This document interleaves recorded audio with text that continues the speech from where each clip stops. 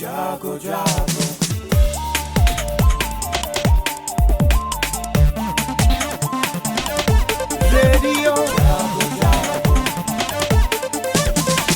Radio जागो 90.4 FM।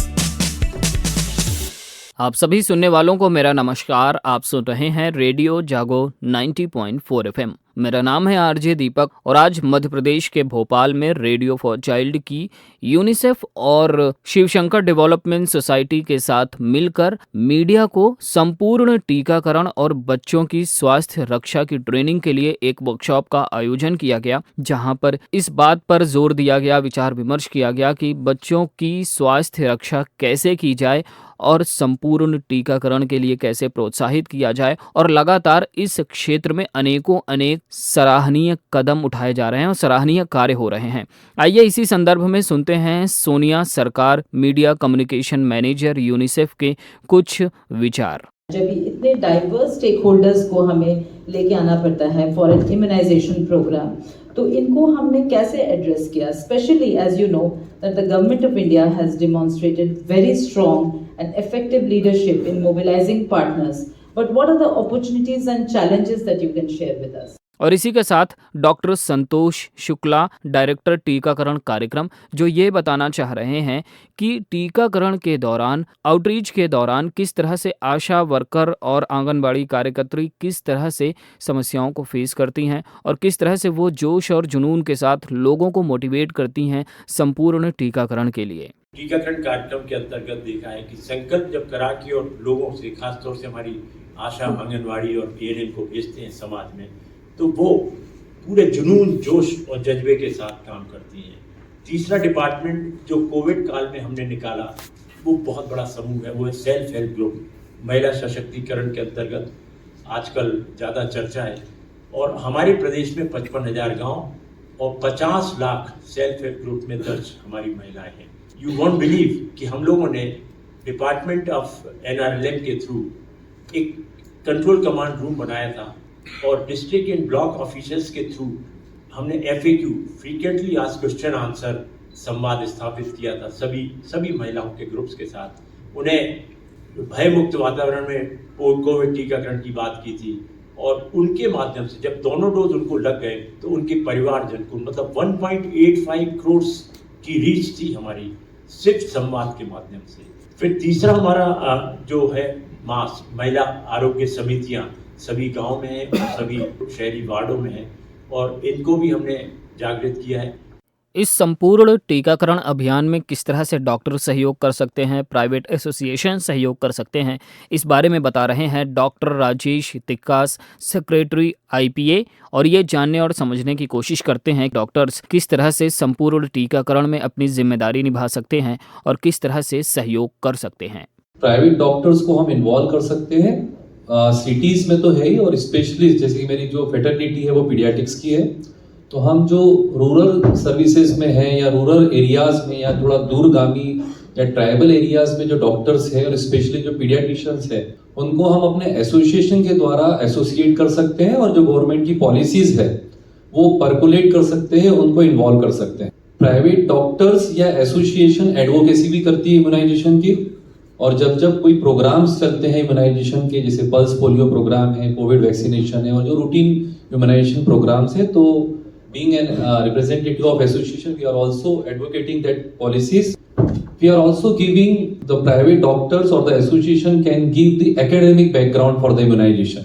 Sometimes बहुत सारे क्वेश्चंस रहते हैं लोगों के दिमाग में, डॉक्टर्स के दिमाग में रहते हैं कि ये साइड इफेक्ट्स तो नहीं है। जैसे हम लोगों ने देखा कि कोविड के दौरान बहुत सारे सवाल आए कि कोविड वैक्सीन नुकसान तो नहीं करेगा, इससे कोई साइड इफेक्ट है, लॉन्ग टर्म साइड इफेक्ट्स है।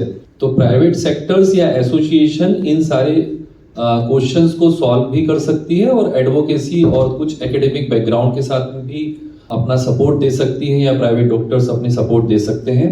इसके अलावा जो वैक्सीनेशन से रिलेटेड एडवर्स इवेंट्स होते हैं उसमें भी प्राइवेट डॉक्टर्स अपना कंट्रीब्यूशन दे सकता है। संपूर्ण टीकाकरण और छूटे हुए बच्चों के टीकाकरण के बारे में आइए और विस्तार से जानते हैं डॉक्टर मानिक चैटर्जी से, टीकाकरण स्पेशलिस्ट यूनिसेफ। तो आइए सुनते हैं इनके गहन विचारों को। हमारा वैक्सीन प्रिवेंटेबल डिजीज के अगेंस्ट वैक्सीनेशन प्रदान की जाती है, जिसमें 11 सारे देश में सारे जिलों में और एक वैक्सीन जापानीज एंसेफेलाइटिस कुछ चुने हुए जिलों में जहां पे जापानीज एंसेफेलाइटिस बीमारी होती है। बट इसमें ये याद रखना जरूरी है कि India is polio free but the neighbourhood is not polio free. So अभी भी अफगानिस्तान पाकिस्तान में पोलियो ट्रांसमिशन चल रहा है। सो जब तक ये ट्रांसमिशन चल रहा है पोलियो इरेडिकेट हम क्लेम नहीं कर सकते। जब ये खत्म हो जाएगा एंड कुछ जगह अफ्रीका में भी अभी चल रहा है तो वी कैन नॉट से polio is eradicated, but for the last रफली 2011-12 तो उसके बाद लगभग 12-13 साल हो चुके हैं, एक भी पोलियो का केस इंडिया में डिटेक्ट नहीं हुआ है। एंड डिटेक्ट नहीं हुआ इन द सेंस सर्वेलेंस चल रहा है, उसकी खोज चल रही है लेकिन मिल नहीं रहा है। सो दैट इज द ये। देन मैटरनल न्यूनाटल टिटनस ट्रेंड जो है ट्रेंड इंक्रीज ही कर रहा है इम्यूनाइजेशन का। लेकिन आज के दिन में जो NFHS 5 national family health survey जो 5वां राउंड कंडक्ट किया गया इन 2019 एंड 20, ये दर्शाता है कि प्राइमरी इम्यूनाइजेशन यानी बच्चे के पहले साल में जितने टीके लगने चाहिए उसको सारे टीके कितनों में लगी हैं? 76.4% में। अच्छी बात है, बिकॉज आप बेसलाइन देखिएगा इन 92 में we had started off at 35%, so we have reach more than double हो गया है। बट इसका तात्पर्य ये है कि 24% या 23% ऐसे बच्चे हैं जिनको सारे टीके नहीं लगे। That is the important message इस स्लाइड में। अब ये कॉन्सेप्ट है जीरो डोज चिल्ड्रन का, एसेंशियली छूटे हुए बच्चे। जिस बच्चे को कोई भी टीका नहीं लगा उस बच्चे को हम जीरो डोज, एक नामकरण है, पर आपके लिए ये इंपॉर्टेंट है जानना कि जीरो डोज और कुछ नहीं है। इट इज जस्ट जिस बच्चे को कोई भी टीका जो लगना चाहिए था पहले साल में जो नहीं लगा जिस बच्चे को, उसे हम जीरो डोज कहते हैं। ये एक पहचान के लिए एक नाम दिया गया है। तो इंडिया में 2019 तक अगर आप देखेंगे तो ये जो ग्राफ दिखा रहा है ये है percentage of zero dose children. तो percentage of zero dose children आपका कम होते होते होते 2019 तक 1.4% हो गया था।